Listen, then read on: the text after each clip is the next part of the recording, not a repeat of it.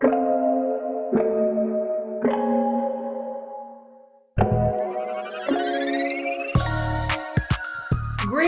to all my self made executives and entrepreneurs. Welcome to the Curious Conversation, a live talk show where we bring entrepreneurs together to learn from each other's experiences and ideas to grow and thrive. I'm your host, Adrienne Johnson, the Lady Executive. Each week, we interview entrepreneurs to understand the steps they took to be successful and why. We also invite a live audience to join and ask questions, so be sure to add your questions to the chat. My guest today is Thomas Slaughter. Thomas is a serial entrepreneur with a focus on technology, transportation, and cryptocurrency. He's currently the CEO of SICG IT Solutions and Spotted Owl Transportation, which he's both founded. Additionally, Thomas is one of the founding members of cryptocurrency mining company that focuses on building Bitcoin mining operations. He holds degrees in business and technology, coupled with over 15 years of experience in both, which he attributes to the success he's shown in his short stint as an entrepreneur.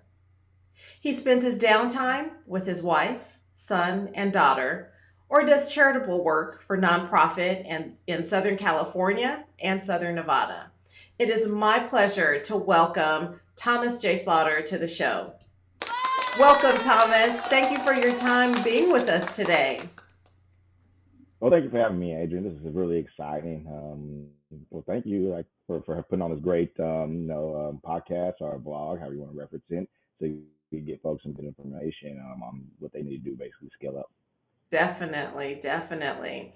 Well, I have to say, while you've got a lot going on, right? In your as an Hmm. entrepreneur, IT business, trucking business, cryptocurrency.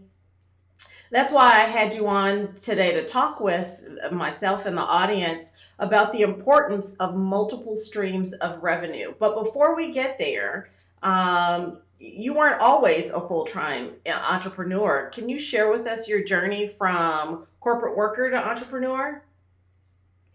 Certainly. So I started my little world actually as an assistant to the vice president of sales and marketing when I got into the corporate world. And I just kind of sat behind him and got an understanding on how to do business analytics and how to study markets based on what was happening at a certain time in the economy. And as a result of that, when he moved on to become a president of an international company, I was pretty much one of the only folks who knew his strategies, methodologies, and his style of basically how to analyze markets. And they gave me a promotion as an analyst, and from there, I kind of grew up in that company until I was running a $60 million division. And when I was doing that, I was headhunted by a cloud startup, and they brought me in as one of their directors, executive directors to be more specific, that basically oversaw operations and everything else. Is the founder, who's a fantastic entrepreneur, could do his thing because his forte was not running a business. His forte was starting them.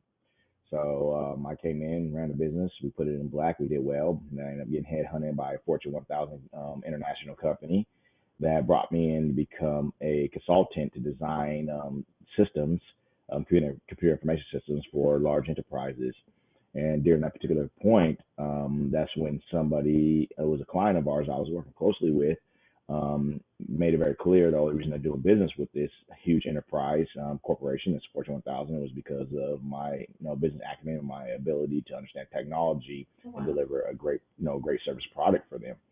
And asked me one day if I had been ever interested in starting my own company. And at that point, it wasn't really a thought, but this company, and it was actually the senior leadership. It was, I believe he was not their president, but an investor who was on their board or some sort. So, him was having a conversation and just told me, hey, it seems like you have all the you have basically all the attributes of being an entrepreneur, and I should really strongly consider it. And if I decide to start my own company, he'd be more than happy to be one of our first clients. And there you have it. A couple of days later, had a conversation with my wife. I went in on the Monday morning meeting, which most corporations have, and told them, hey, peace out. I'm going to go do my own thing. And it's scary. It's a scary transition. You realize you're walking away from a six-figure salary and realizing your entire family is highly dependent on that salary. But to have the support and to have that level of confidence, say, what, screw it, I think I could pull it off. And here we are, 4 years, actually 3.5 years later, and now my companies collectively are doing 7 figures in revenue. Wow, that's amazing. I know a lot of businesses kind of start with that in mind. You really don't have the thought to start a business, but someone recognizes something in you that they're like, you should do this on your own, and you capitalize on your skills and abilities versus letting an organization capitalize on your skills and abilities. So Certainly. that is eye opening to say the least. And the fact that people are out there looking, right, they can identify those things in you, but then you having the strength to step out, even though I'm sure there was fear there, right, to walk out and start this on your own, because if you fall, you have other people that could perish because of your fall, right? Or misstep, Certainly. not a failure, but just not having everything there. So you have to have your ducks in a row before you do that. But that's really eye opening.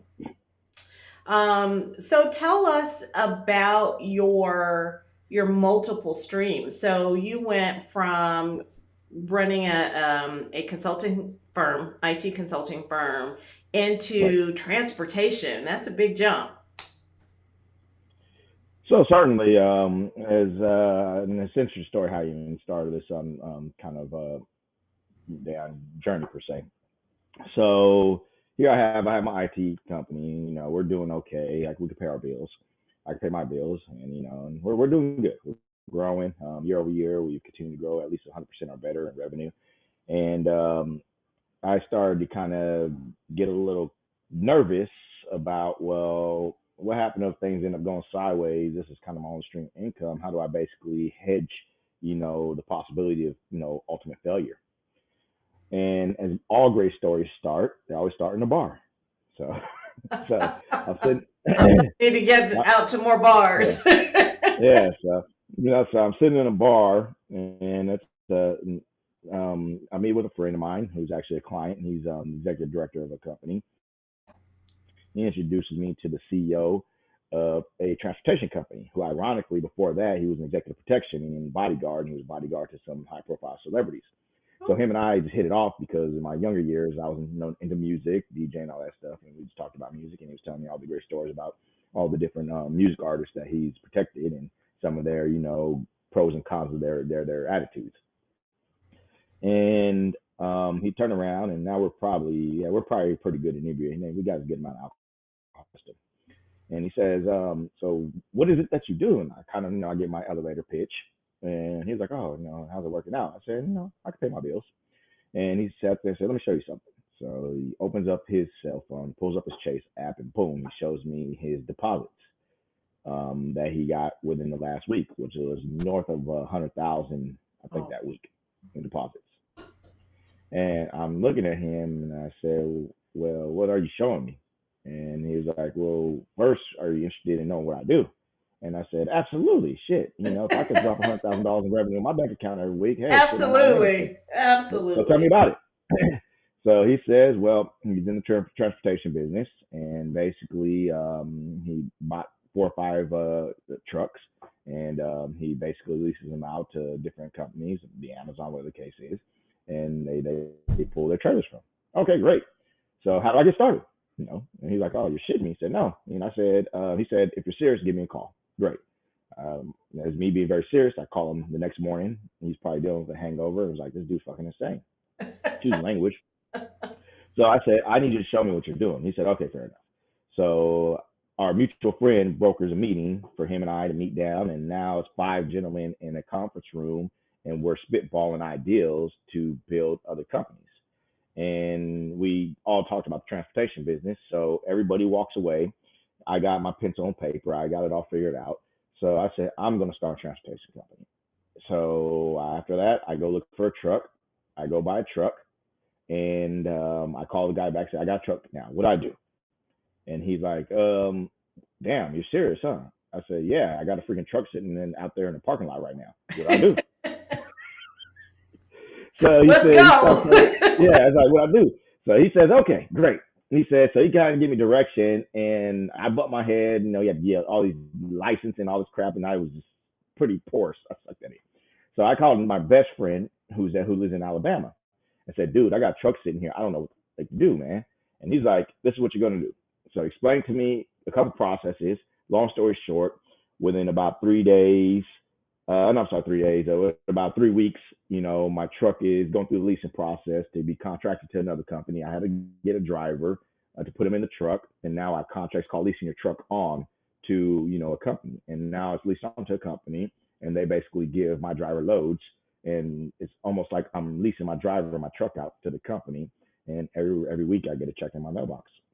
And that made me come to the realization, it is important to diversify. It's important to have multiple streams of income because, again, you're hedging the possibility of total failure as a result of diversifying. And that's what kind of pushed me off into looking at other opportunities. And that's what led me to doing Bitcoin as well. I knew nothing about Bitcoin, but the CEO of a company my IT service company serves, he doesn't know much about technology, but he knows everything about Bitcoin, about the valuations, how it all works, how to study the market. So him and I put our brain power together, and within about a couple months, we have a Bitcoin mining operation, which we have several Bitcoin mining machines at several locations that mine for Bitcoin. And now that's generating income without me doing nothing. It Right. just creates money. It's money for the machine. But it's the reason again I did this because I'm hedging my bets. We always say hedge your bets. What does that mean? That means you bet in a way that no matter if you lose here, you win there. Right, right.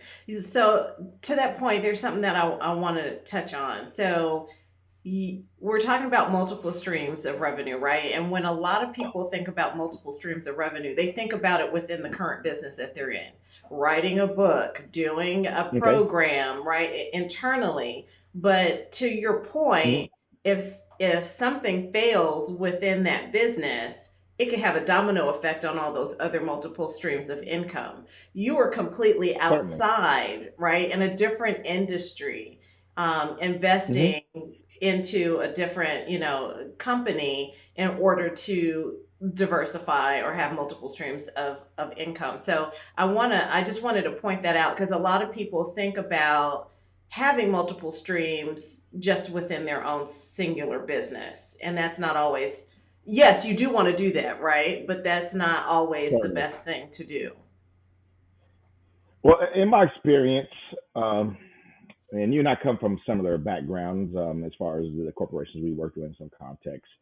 And in my particular experience, even if it's in the same business unit, a lot of times they treat those business units as separate business within that corporation. Yes. So if you put in that context, think of me being a conglomerate corporation, me being, a holding company. That's basically what I have. And within that holding company, we own different businesses in there, you Mhm. know. And if you look at people who deal with certain levels of money, especially real money, they will deal in commodities, equities, or they'll deal in real estate, they'll deal in all these different things, and they'll be under one house. And they're not doing anything different. They're doing the same thing corporations are doing. So Right. we'll take maybe a technology corporation. If you maybe look at Microsoft, they're broken up in several business units, divisions. Right. They got the Office 365. They have the Azure. They have the cloud technology. They have all these different businesses, whatever the case is. Even hardware. They even have the surfaces. And when they are building multiple streams of income, they've done that, but they've done them in different business units. So Right. think of it like that. When you do have a company, you know, do what you do very well with that one product or that service in that company. And if you want to venture out, you can either do a complementary service to what you're already doing, but think of it as a separate business. You Right. always think of that way. You have to always think of things in silos, separate businesses. Right. Why is that? Because when you market something or when you run that business unit, you're going to run it completely different from how you'd run the other business unit. And the reason I say this is because if you blur the lines, you're never going to get off the ground because there's too much going on. Right. Just think of just focusing on one thing at a time. That's what I tell people. So yeah, don't talk to you all what's going on. No, I get it. Don't get me wrong, but I'm very siloed in my thinking. I think a lot. I bounce around, but when it comes to getting down to business, I silo everything specifically for that reason. So, and for me, I didn't want to keep on playing in the technology realm. And if you really truly, the theme I have is truly technology, because what made transportation very appealing to me is because they use a lot of technology to run their trucks. They got GPS systems. They have integrations into load boards. I get that shit. I understand it. So I could pull up a laptop and look at how that business is unit running through technology. Same thing with Bitcoin. It makes sense to me because it's technology. I understand the ones and zeros. I understand how everything works. I understand the streaming. I get that, what a part of it, what case is. And same with my technology company. I get that part of the business. So again, as a result of that, but I siloed them. I intentionally siloed them. I intentionally built them in a way that I could give my full attention on each one of them, in a certain given time. So that's why I tell folks a lot of times, when you do build these multi-streams, it might seem crazy. Like, well, why do you have so many different, industries? No, it's not really. It's technology driven, everything I'm doing. But I broke into different business units for that particular purpose.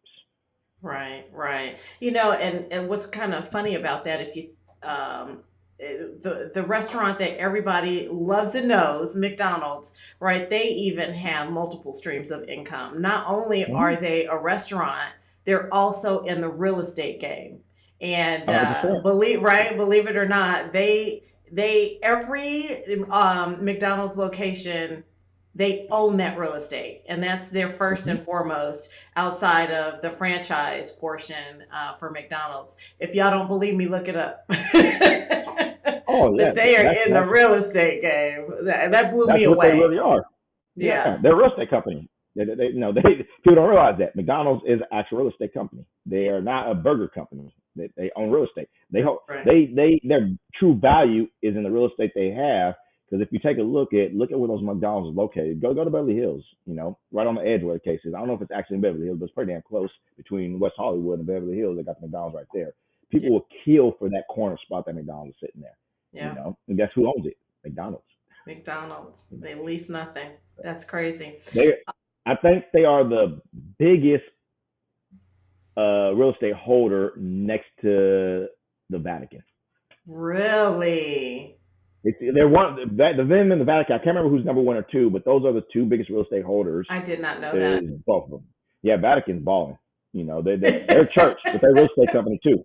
Right. They balling. Yeah, They save lives, right? They preach to your soul, but they're also in real estate. Yeah, so, One of the things that you mentioned was that you own a holding company. So, yeah. talk a little bit more about what a holding company is and why that's the structure that you decided you needed for your multiple streams of revenue. So what a holding company basically is, so let me just kind of back it up where the case is and kind of Okay. start Okay. exactly what an entity is. Okay. So a business entity is something that stands alone like a human being that can own property, that can own stocks, that can have a bank account, and basically can function just like you and I function. And opposed to having a social security number like we do, they have an EIN, which is a business social security number. Right. So what you want to first do is establish a business entity. And why do you want to do that? Because it separates you from the business, which ultimately protects you if the company's sued, or it also can help you gain business loans and get financial backing. Because again, it stands alone as itself. It's not tied directly to you in that regard. Now, once you have one business entity, you can basically say, well, what I want to do is create another business entity, another business that has a capacity to own other businesses. And why does that do? Why do you want to do that?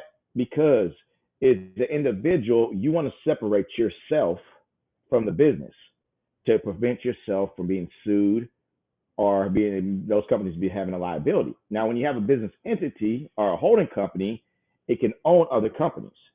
So you can sit there, think of it like almost a pyramid, and not a bad way, a good way. So here I am. Thomas is at the top. He owns this corporation, this holding company. This holding company owns companies below it. Now, what that does, it separates each of those companies to stand alone by themselves. So if the trucking company needs to get funding or goes bankrupt, either way, what the case is, it has no direct impact on your other companies, even nor the holding company. It stands alone by itself. So when you start owning several companies, you certainly want to have a holding company that owns all of them. That's what you want to do. And what happens is, from a profit standpoint, each holding company pays the corporation, the holding company, each small entity pays the holding company its profits, and the holding company pays you the profits, and you are clean and clear from any legal issues that occur in either one of the companies or the holding company. So if something does go and collapse, we see Donald Trump, probably a great example. Everybody's pissed off at him because, oh, he went bankrupt. No, no, no, no. He didn't go bankrupt. He had holding companies or had corporations that went bankrupt, but it never had no direct impact on his personal finance. Why? Because he paid himself a salary from that company. And it's basically a protection. It's a legal protection mechanism for you to prevent you from taking losses at the end of the day. Nice. And it's important that you really understand this, because there's going to be times where you're going to get a business loan. And if you get the business loan, you want the entity to be the one who takes that loan, because there's some risk associated with getting a business loan, because you may fail. The reality of the situation, more companies fail than succeed. So if it goes sideways for whatever reason, then it's not a huge problem on you. Of course, you don't want to just go bankrupt. Right, if right. it becomes, at least you can hit the reset button and start with a different company. So it's important that you create at minimum a corporation, LLC, get that going, then start a holding company that can own that one. And if you want to keep opening companies, keep having to go into the holding company. And all it's about is separating assets from liabilities. Two fancy big words, but that's all it's about, is separating those two to keep yourself protected and basically create shelters for yourself. Right, right. Okay, okay.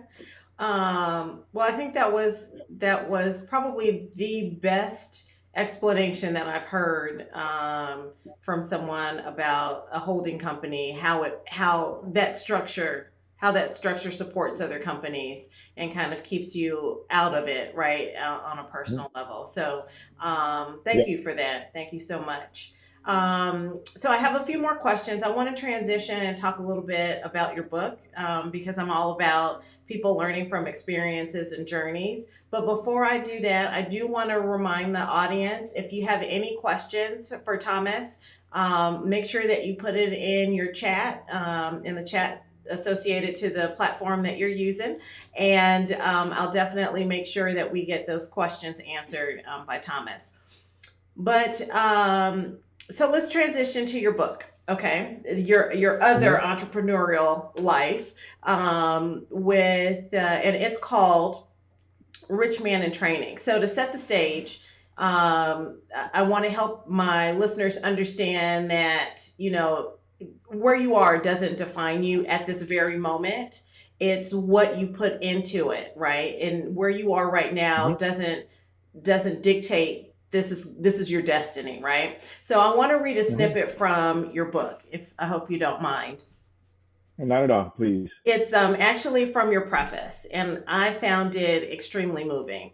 And it states, in August of 2002, I was inmate T1199, who had been sitting in the hole for the past 2 months as a result of being a participant in a 300-man prison riot.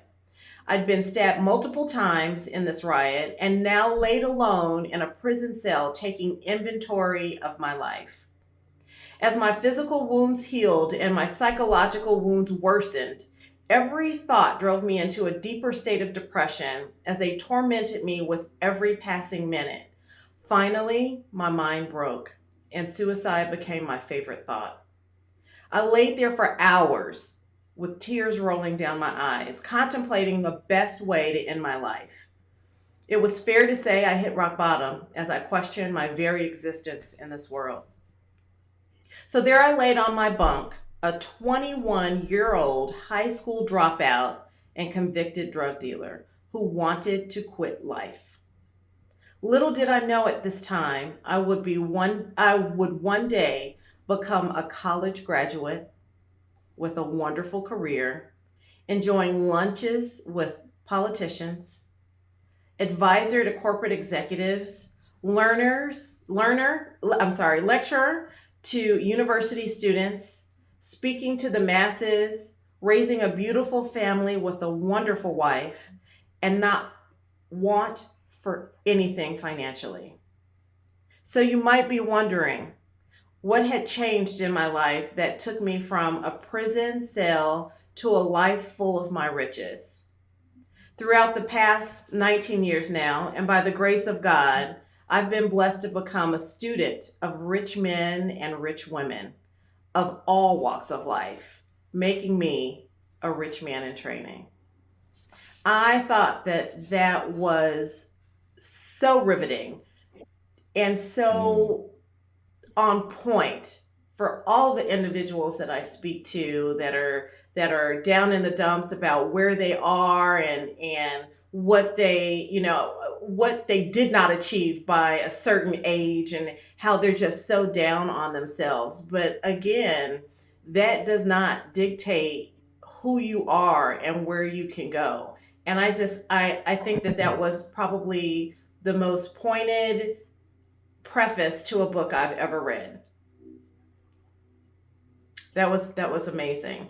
Talk to us a little bit more about that process of you connecting in with a circle that really poured into you to get you to where you are now. Certainly, first, wow, man, I forgot I wrote that. That's literally just I got to go back and read that book. I really do. Yeah, and yeah, that was very actually I was touching. I literally was getting ready to tear up thinking about that. I don't reflect on my life very much, at least to certain points anymore. But to your point, I think in I think to going through a transition, you certainly need to seek those people that you want to be more aligned with or like. And I see a lot of times people fail because of their environment, not because they don't have the capacity or the aptitude. And I think, when you come to a realization, people in your life only for a season, and that season is for you to transition and become, go to the next level. And as I was talking to you earlier, it's interesting, and I kind of circle back around on it. Is I started this company, and yes, prior to me starting my company, I was sitting with executives and I was consulting them like case is. But I realized, now today I don't just sit and consult executives. I sit and consult with actual owners. If you want to say the owner box per se, and the conversations and what they feed into you is more richening to get you to the next level, or they're sowing the seeds into you to get you to the next level because you are now sitting at the table with the next group of people that's going to help you level up. And Right. when I look at my life, I've transitioned over and over again. I basically, like a snake. If you look at a snake, what do snakes typically do? Every couple of months, they shed their skin, and you see the beauty. They're shiny. They're gorgeous. And after a while, rubbing on the dirt and everything else, they become dirty. And no matter what height they are on the mountain, they become murky and everything else. And what do they do again? They shed again. Yeah. And now because they're at this level, and if you look at a snake, what do? They push themselves through these dirty rocks, and it looks like it's pain and escaping and everything else. But now they're beautiful again. So think of it from that context. No matter where you're at today, no matter where you're going through today, you're gonna have to go through the dirt, and you're gonna have to go through those jagged rocks to come out and peel yourself into a new skin. Yeah. But it's all part of the journey because that snake may have started at the foothills and he wants to get to the top with the eagles. What is he doing? He's moving up. He's moving up. He's moving up. And every time he goes through the dirt, he becomes murky, becomes dirty, becomes ugly again. And what does he do when he gets to that particular edge with the sun shining on him? He starts shaking his body and peeling off that, peeling off the skin. So think of it in that context. That's a great analogy. Wherever you want to be, wherever you want to go in life, you have to go through certain challenges and you have to go through certain levels of something Right. until you get to that point to where you can shake it off and put yourself around those that you want to be around. Right. And I can't express this enough. You have to seek like-minded people Yes. if you want to find your level of success. Yes. I can't stress that enough. It's interesting. Look, I come from the most grimiest places. I've been around the most grimiest people in the world, and it's interesting. At that point, when I was whatever at whatever life, though that was my tribe. I understood we got along. If I go around with people, I don't know what the hell they're foreigners to me. They speak in a whole different language. I have no clue. So my tribe today, the people I'm communicating with today, these people are now owners, investors. These people are folks who can sow their seed into me to educate me, to help me evolve and grow. And it's interesting, So, and one thing I want you to also remember as well, you have to be able to speak at multiple levels. Don't forget that, because what happens a lot of times I see people forget to speak at, to understand the people that was, that they just, the tribe that they left. They forget that, and that can easily alienate you. And ultimately, what your goal is, become a person in the world. That's what your goal is. Understand different cultures, different religions, understand different, races. Races is race. I don't know how to say it's race. I understand that right, but understand, just the world in general. And the most successful people I've come across are the most intellectual when it comes to human consciousness and emotional intelligence. They really are. And the only way you'll get there, is by putting yourself in uncomfortable situations. Sit down with that guy who's worth, $1.2 billion, and don't gawk at him. Conversate with him as he's your peer. And these are just human beings. Yeah. And believe it or not, these people really want to help you. They really do. And I'll leave it on this note. I was talking to a friend of mine. He's a YouTube influencer. Makes just googles of money. He's in the finance. And let me phrase it: not a friend, but an associate, somebody I come across. Because friend, obviously somebody that you get. Anyways, I hope the conversation. So, but it was funny. He told me he went to a college in Compton, California. He's a white dude, about as white as you could get. And he went there to speak on finances for minorities. How do you get money to start business, all in every case? And Right. he started this conversation. This he says, the interesting thing about black people, and obviously that's gonna piss Right. everybody off. Like, hey, what the fuck is that talking about? Where He is said, you guys, going? yeah. He sat there and said, you guys are the most racist people I've ever met. So they're booing them and everything. He said, hear me out, hear me out, hear me out. He says, it's your racism that's preventing you from moving forward.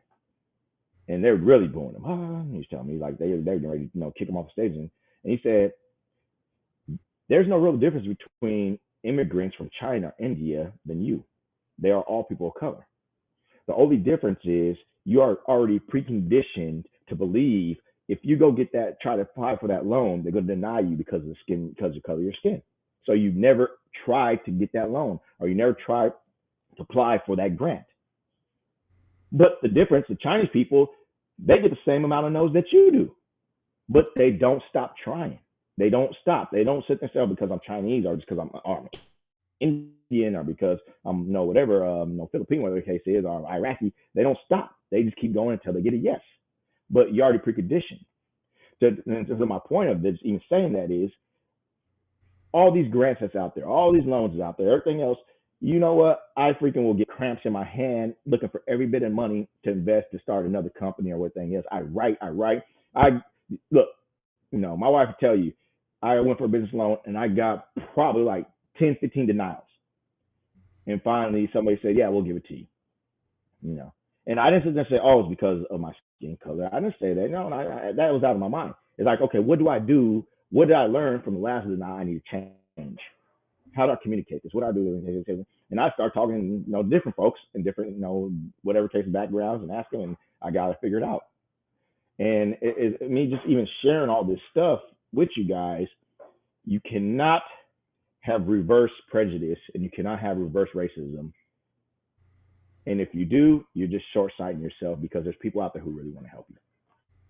Yeah, that's an excellent point. A couple of things that I want to touch on. So first off, you were talking about the individuals that you were around or a few minutes ago, right? Yeah. And we had Dr. Calvin Mackey on a couple of weeks ago, and he, to your point, he stated, if look at where you are now and 5 years ago, who were you hanging out with? And that's the reason why you are where you are right now.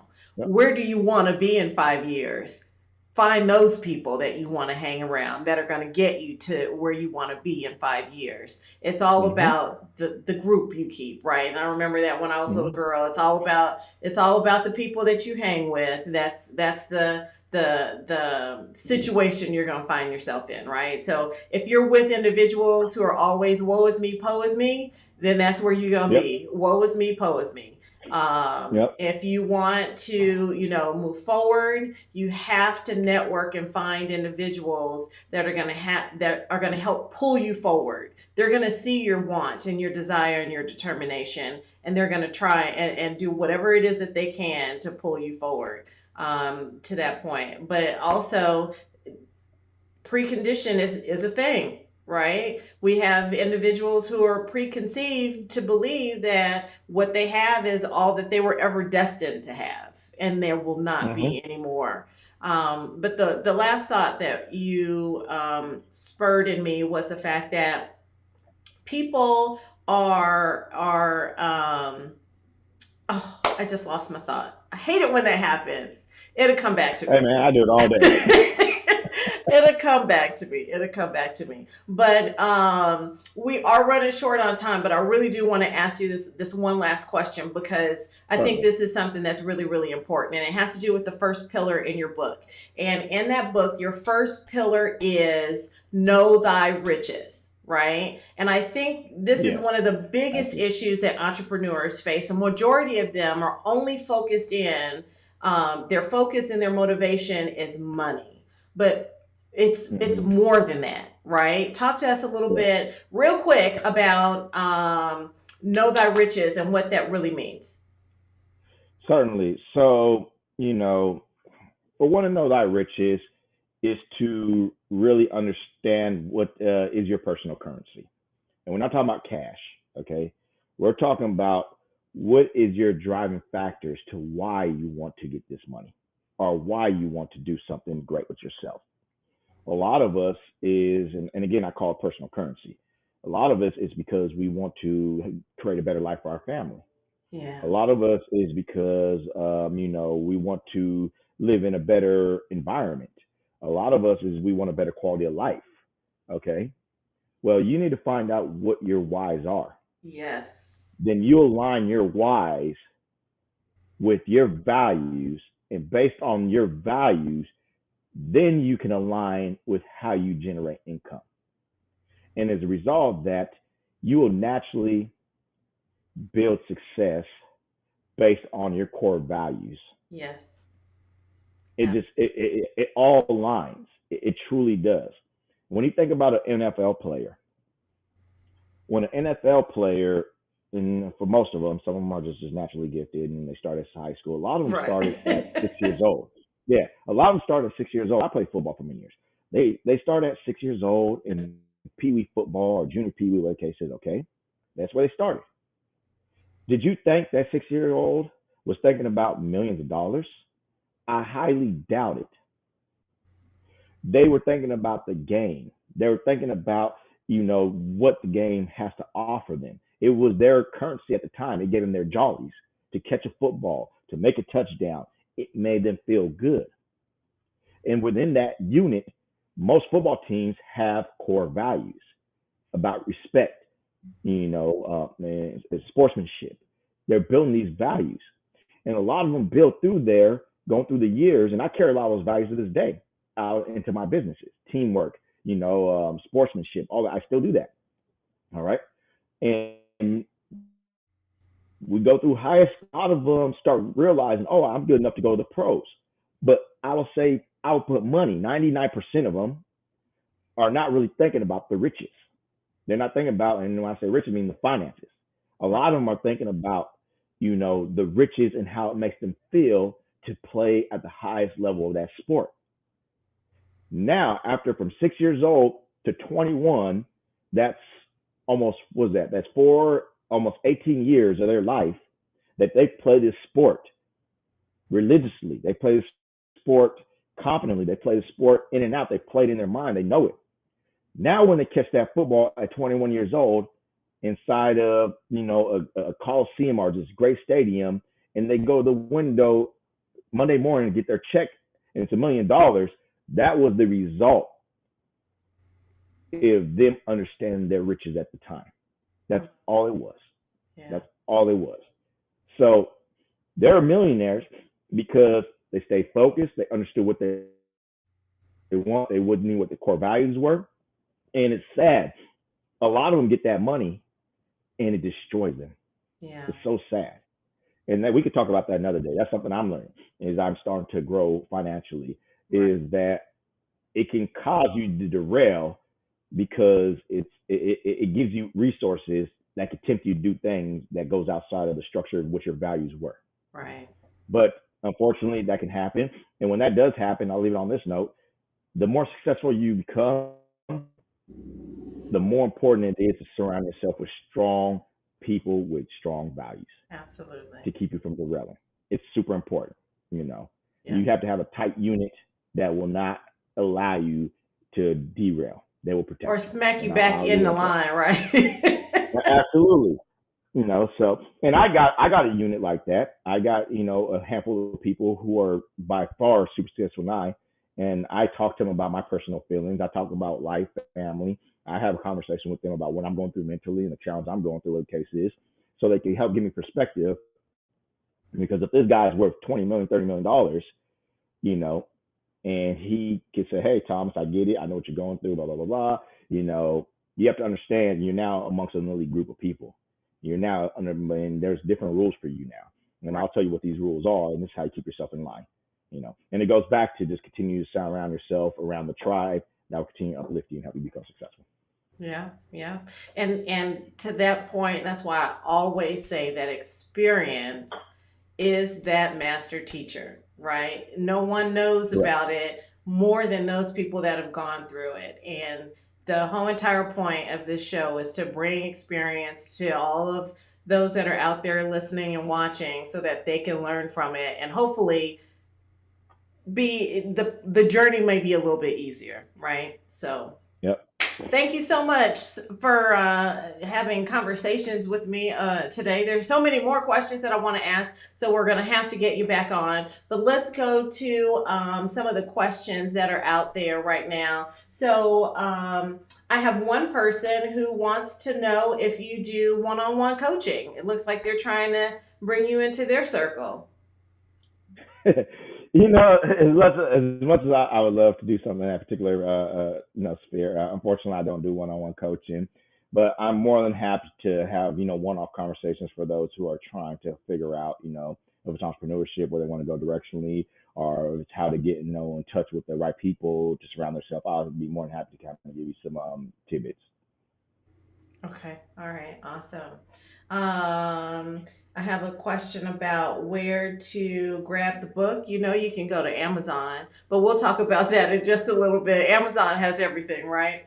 And let's see. I have someone that said, "Hello, Thomas." Um, Nice. and it looks like that's all the comments that came in for you. I guess we had a really good conversation. We answered a lot of questions for folks that were out there. So let's talk about where you can find Thomas. First off, we were talking about his book, Rich Man in Training. So you definitely want to make sure that you run out there and you pick that up. He is. It's available on Amazon, as well as all of the regular bookstores that you go to. They have all of that. You also have you can reach out to Thomas on LinkedIn. Yeah. Um, His tag is at Thomas Slaughter, and you can direct message him. So for those who wanted to find out if he had any opportunity to coach, you can contact him that way. He also has two Facebook courses. Shows. Sorry, I'm a little. He has two Facebook. One is Rich Man in Training. That is, you want to talk a little bit about that? Yeah, so and that's something I probably really need to get back on. So I built Rich Man Train, the Facebook page, just to kind of share my thoughts and ideas. And I know I could slow down a lot about it. I got consumed in my own business, but I think I'm gonna probably revamp it come after January 1st and make it more of a quick blog for folks who maybe are looking for kind of an extra understanding, if it be business, if it be life, about groups or whatever the case is.